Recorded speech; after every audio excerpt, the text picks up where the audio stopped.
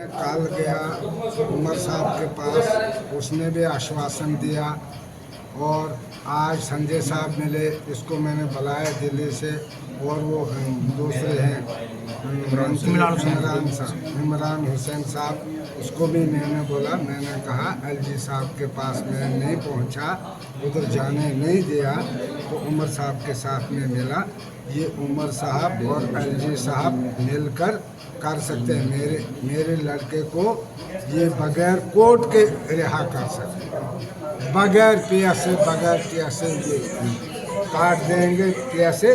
और एलजी साहब पर मुझे अब पूरा भरोसा है कि एलजी साहब और उमर साहब इसका ये हाल करेंगे। और वो सुनील शर्मा जी, क्योंकि उसके भी बेटे हैं, बीजेपी वालों के भी बेटे हैं, मेरे बेटे नहीं हैं।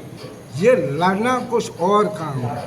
हर पार्टी मतलब उनका ये है कि हर पार्टी इसका सपोर्ट करे, चाहे बीजेपी है, चाहे एनसी है, चाहे पीडीपी है, चाहे जो भी पार्टी है, कांग्रेस है, हर पार्टी ने इसमें सपोर्ट करनी है। क्योंकि ये बेगुनाह जेल में डाला और पैसे लगाना ये किस कानून में है? ये डेमोक्रेसी है हिंदुस्तान की। मतलब दोनों भाइयों की लड़ाई थी, तीसरे को क्या था ये इतना उलझाना।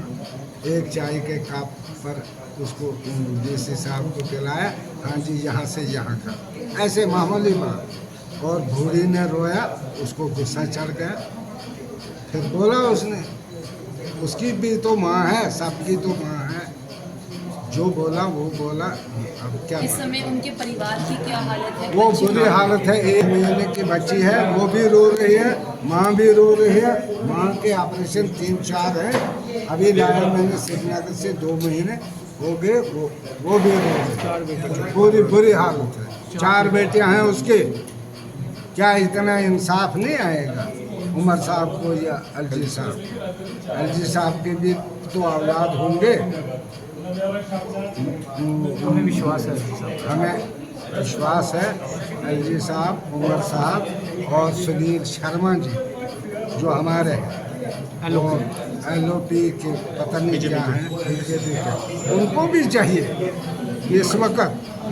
कांग्रेस भी आई, मुगल भी आए, अंग्रेज भी आए, बीजेपी भी आई, अब एनसी भी आई, कल बीजेपी भी आ सकती है, कांग्रेस भी आ सकती है, मगर ऐसा कानून किसी के लिए मंजूर नहीं होगा।